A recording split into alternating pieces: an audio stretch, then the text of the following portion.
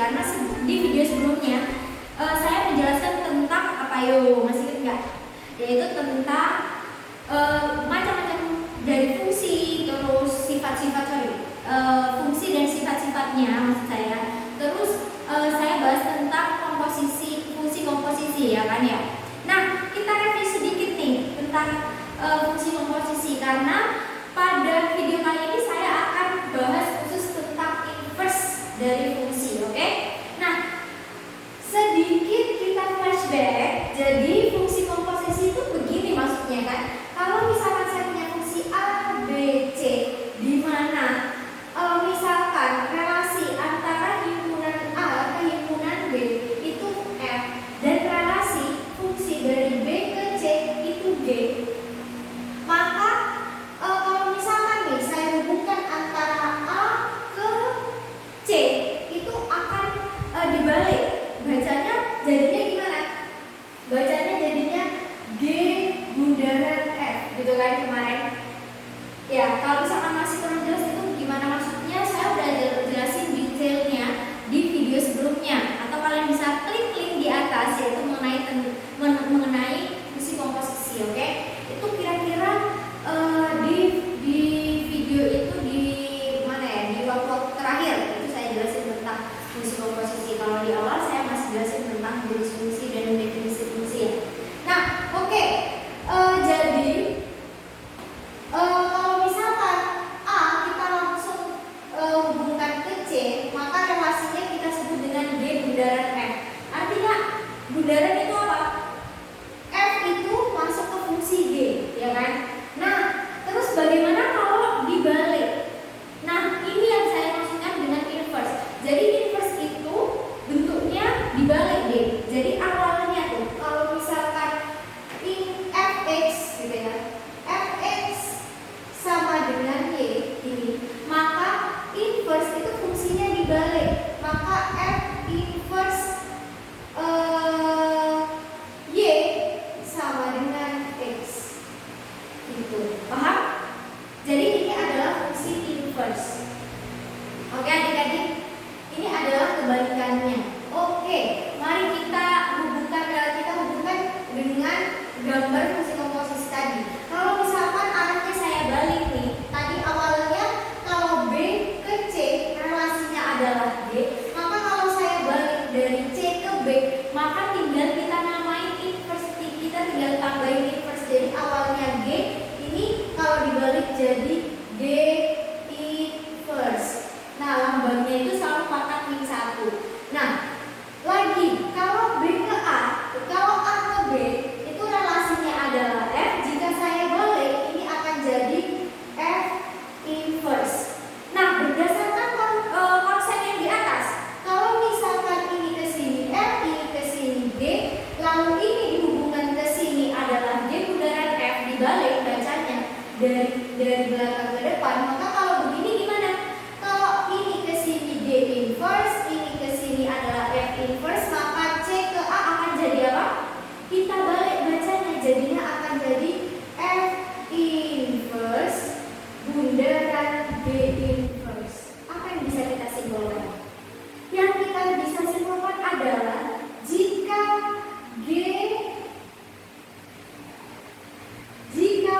G bundaran Fx itu kita inverse, maka ini akan dibalik posisinya dan dia akan jadi inverse. Maksudnya ini akan jadi F inverse bundaran G inverse X.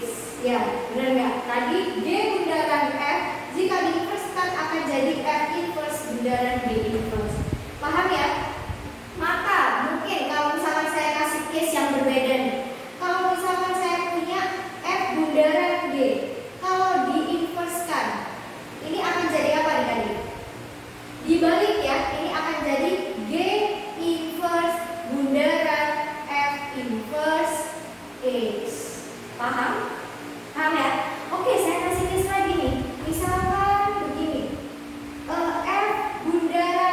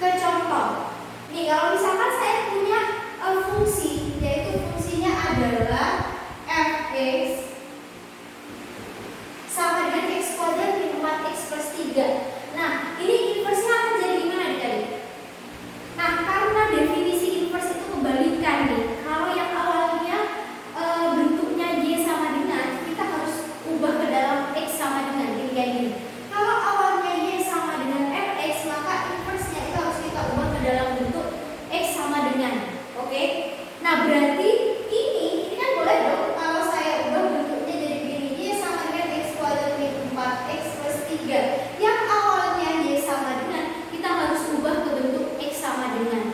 Nah, perhatikan kalau kayak begini gimana nih Mbak? Ini kan polinomial atau di sini fungsi kuadrat.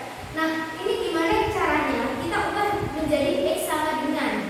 Maka kalau kalian menemukan fungsi polinomial atau fungsi kuadrat, itu kalian harus ubah dulu ke bentuk kuadrat sempurna. Di sini case-nya karena fungsi kuadrat, kita ubah ke kuadrat sempurna. Gimana caranya? Yuk, masih ingat nggak kuadrat sempurna itu pelajaran kelas 10 di bab awal, yaitu di bab persamaan kuadrat. Nah, kalau misalkan kalian lupa, saya kasih rumusnya. Kalau ada ax kuadrat ditambah bx ditambah c adik-adik, ini akan jadi menjadi bahasa Inggris. Ax min b per 2a kuadrat min b per 2a kuadrat di, ini plus minus ya, ini sama plus minus deh biar kalian tidak bingung. Ini plus minus c per a. Ini adalah rumusnya. Maka kalau saya punya begini, y sama dengan x kuadrat min 4x plus 3, ini bisa kita ubah jadi gimana? Bisa kita ubah jadi x min 4 per 2 kali 1, ya kan? A-nya adalah 1, ini A, ini adalah B, ini adalah C, ya kan? Berarti x min 4 per 2 kali 1 kuadrat min B per 2A, 2 kali 1 kuadrat plus minus C per A. C per A-nya yang mana nak? Ini kan 3 per 1. Oke, berarti ini akan sama dengan Y X min 2 kuadrat min, oh B-nya belum saya ganti, mohon maaf. B-nya adalah min 4 ya. Oke, berarti min 4 plus minus ini harusnya plus 3 ya. Plus 3. Yuk, berarti akan sama dengan Y sama dengan X min 2 kuadrat min 1. Pertanyaannya adalah inverse. Inverse itu kita ubah dari Y sama dengan, kita ubah ke X sama dengan. Berarti gimana ini? Berarti habis dari sini kita pindah ruas min 1-nya. Jadinya kan Y plus 1 sama dengan X min 2 kuadrat. Ya, kita akarkan ruas kiri dan kanan. Berarti Y plus 1 sama dengan X min 2. Maka X sama dengan akar Y plus 1 plus 2. Kita pindah ke ruas kiri di 2-nya. Udah, ini adalah inverse-nya. Tapi normalnya nih adik-adik, nah, saya tulis. Berarti normalnya ini bukan hasil akhir karena bentuknya masih Y. Kita ubah ke bentuk inverse, penulisannya jadi begini. Ini mohon maaf ya, kurang di tempatnya. Jadi ini akan sama dengan F inverse X. Karena ini X, ini kan sama dengan F inverse Y. F inverse X sama dengan, ini sebenarnya gini. Kalau kalian kok bisa F inverse X, ini kan sebenarnya X itu sama dengan F inverse Y. Boleh kita tulis gini. F inverse Y sama dengan akar Y plus 1 ditambah 2. Nah, ini boleh kita ganti X. Jadi F inverse X sama dengan akar X plus 1 plus 2. Paham ya? Oke, ini adalah jawabannya dari yang ini. Oke, silakan dicatat dulu sebelum saya hapus. Ini ya, contoh yang nomor 2 nih. Kalau misalkan saya punya case begini, kita bisa nilai inverse dari fx sama dengan akar 5 dari 1 min x kuadrat x pangkat 3 ditambah 2, mohon maaf. Begini. Nah, ini kita ubah dulu bentuknya. Ini kan sama Y sama dengan ini saya ubah begini ya. 1 min x pangkat 3 pangkat 1 per 5 gitu kan. Ditambah dengan 2. Karena kita disuruh nyari inverse-nya, berarti yang awalnya Y sama dengan kita harus ubah ke dalam bentuk X sama dengan. Pindah ke ruas kiri plus 2-nya jadi min 2 sama dengan 1 min X pangkat 3 pangkat 1/5.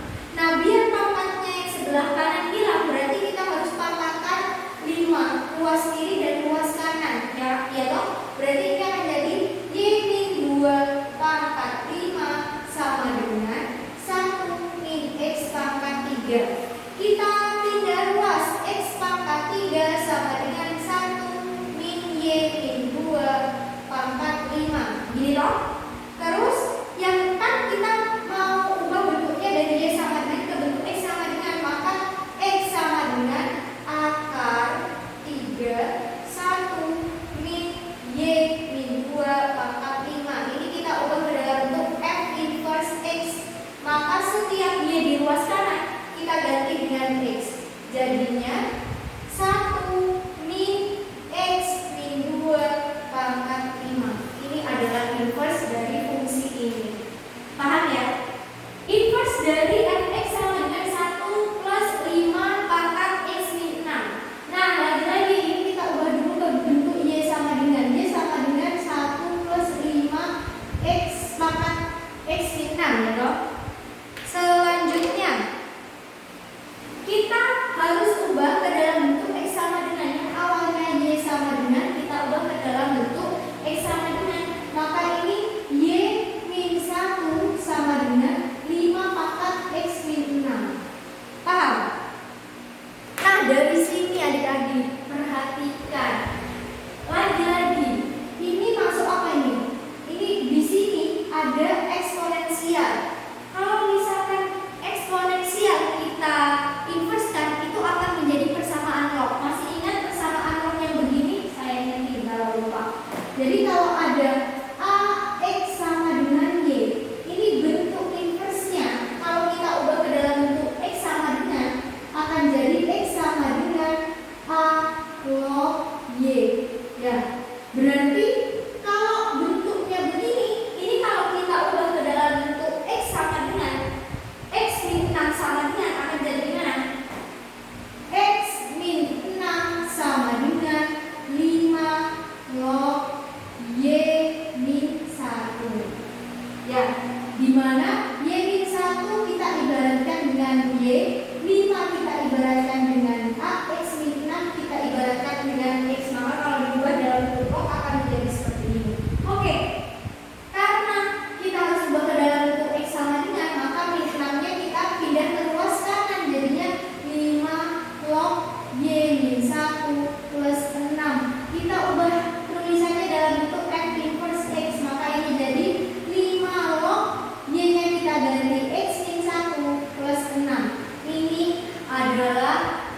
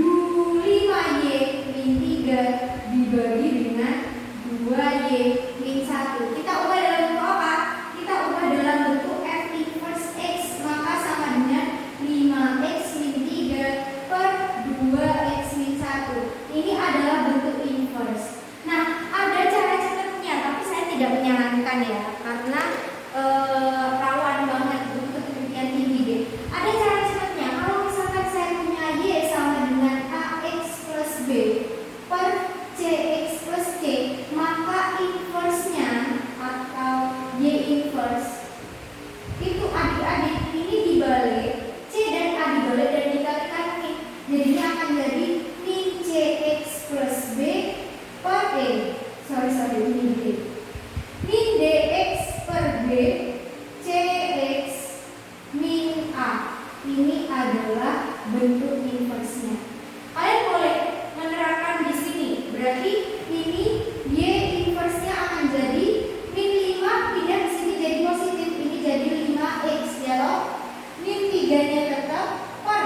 Ini kan punya A-nya adalah 1. Maka kalau dipindah di sini akan jadi min. Berarti 2X min 1. Ini sama dengan ini. Ya, boleh pakai cara cepat begini, boleh. Tapi ini berlaku hanya untuk apa? Hanya untuk bentuk yang begini. Oke. Selanjutnya saya akan kasih tips kalian atau beberapa rumus yang bisa kalian gunakan untuk mengerjakan fungsi komposisi. Oke, selanjutnya saya kasih beberapa rumus nih. Ini adalah rumus alternatif atau cara alternatif yang bisa kalian gunakan untuk mencari salah satu komponen dari komposisi fungsi. Contohnya begini. Jika diketahui fx dan diketahui f bundaran dx dan yang ditanyakan adalah dx. Nah, saya tadi sedikit menjelaskan di video yang sama, di video ini, kalau misalkan ada f gitu ya, ada f, kita bundarkan dengan inverse dari fungsi itu sendiri akan sama dengan x, atau ini akan sama dengan 1.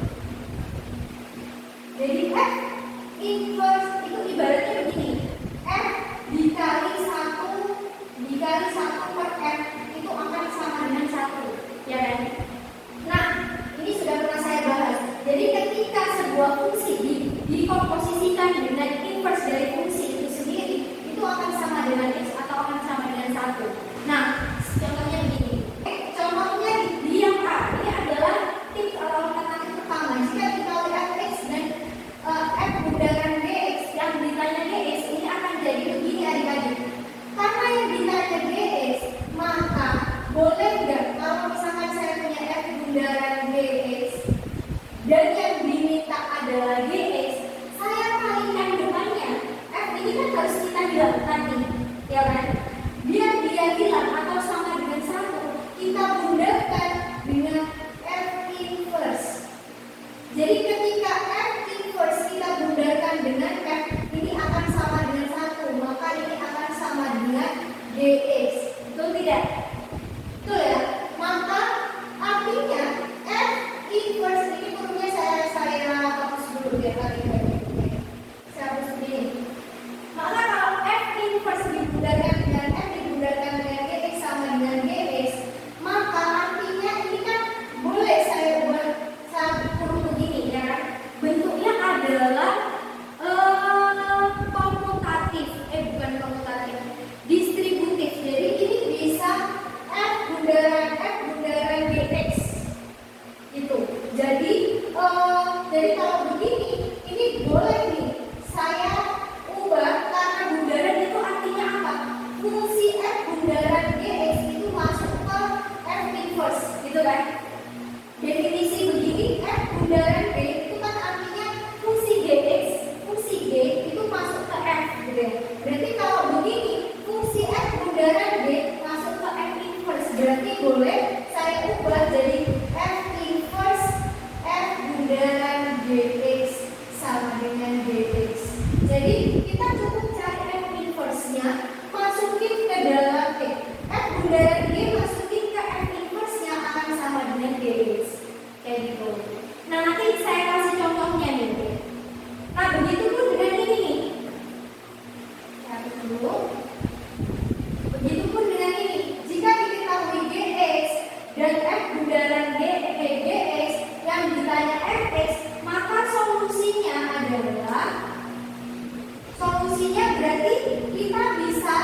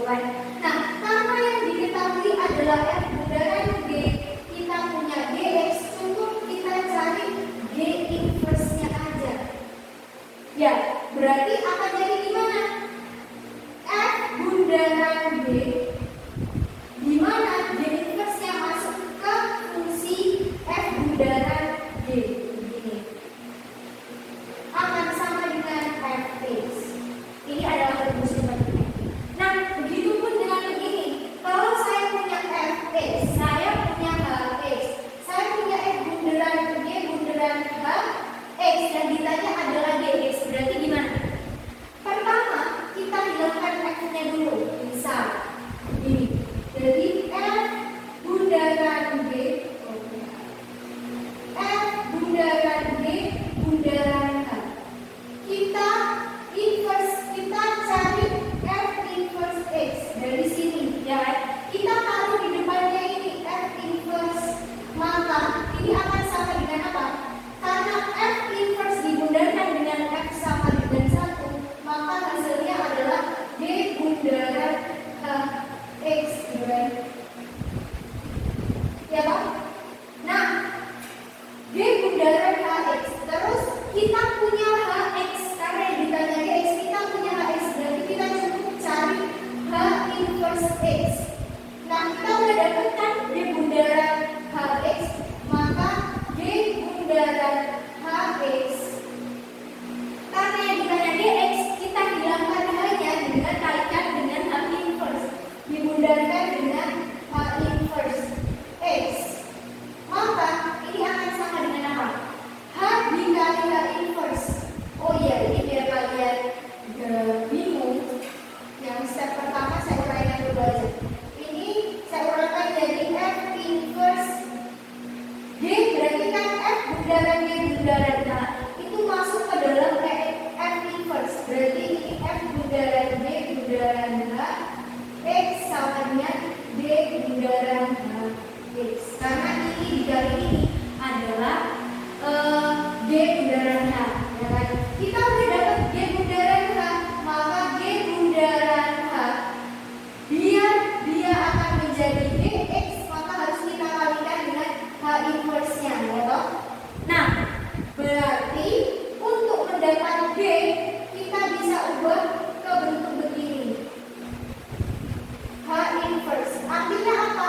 Fungsi H inverse masuk ke dalam bentuk G bundaran H. G bundaran H yang kita dapetin di step sebelumnya. Ya, berarti ini akan sama dengan GX. Oke? Nah, kalau begini, kalau misalkan saya punya F bundaran G inverse dan punya F bundaran G bundaran H X, yang ditanya adalah HX, berarti gimana? Yang ditanya adalah HX, berarti kita harus menghilangkan F bundaran G, ya toh? Berarti kan begini, kalau ada F bundaran G bundaran H X, biar dia sama dengan HX, maka F bundaran G ini perlu kita hilangkan. Kita hilangkan dengan apa? F bundaran G inverse. Jadi kita bundarkan dengan F bundaran G inverse, ya gitu. Karena begini, ini sama dengan 1, maka ini sama dengan HX. Paham? Ini dikalikan dengan inverse-nya ini akan sama dengan 1, maka akan sama dengan HX.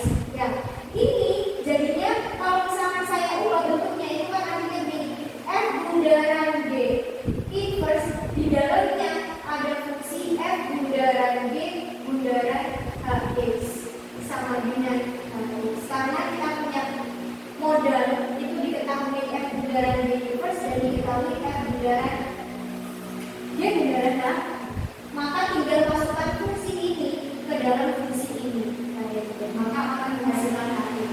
Oke, paham ya? Semoga paham. Nah, biar kalian lebih meresapi, lebih mengerti maksud dari cara-cara ini, itu saya kasih case begini. Jika Fx sama dengan 1/2x min 3, F bundaran G sama dengan itu, maka yang ditanya GX. Nah, berarti kalau kita punya F bundaran GX, biar bisa dapat GX, maka di depan F kita kalikan F inverse, gitu kan? Nah, ini artinya fungsi F bundaran G kita masukkan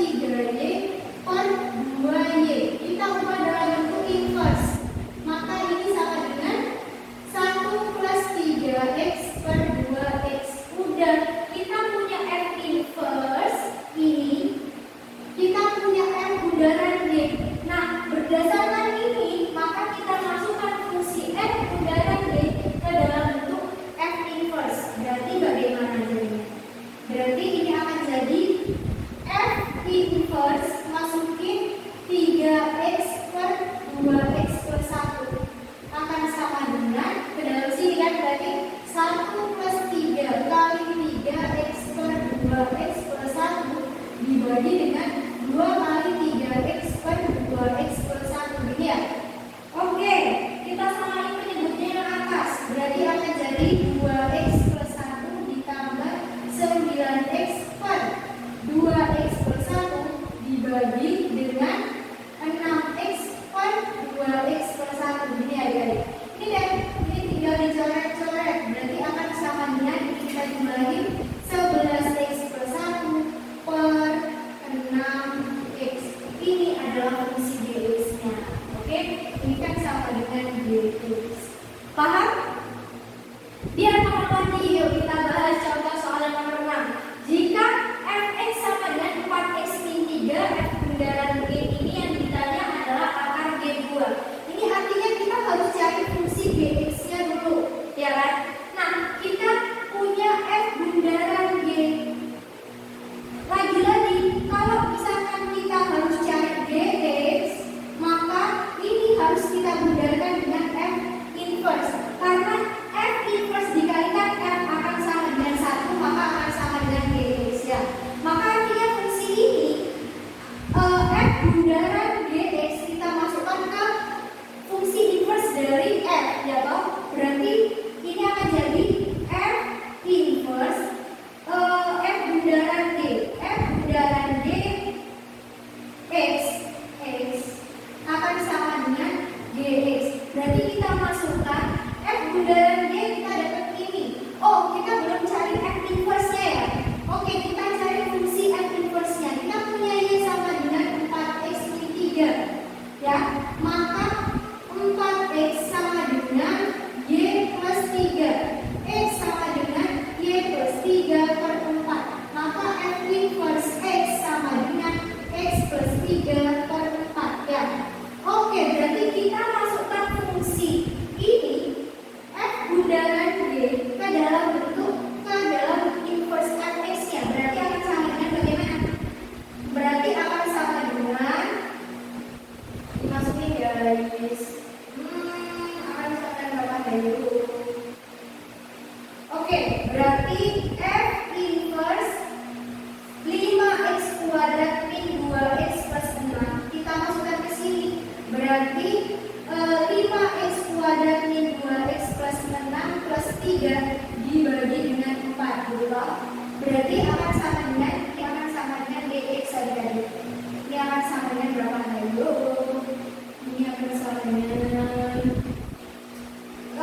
5x kuadrat min 2x plus 9 per 4. Yang ditanya adalah akar dari B2. Masukin aja 2-nya. Berarti 2 5 kali 4.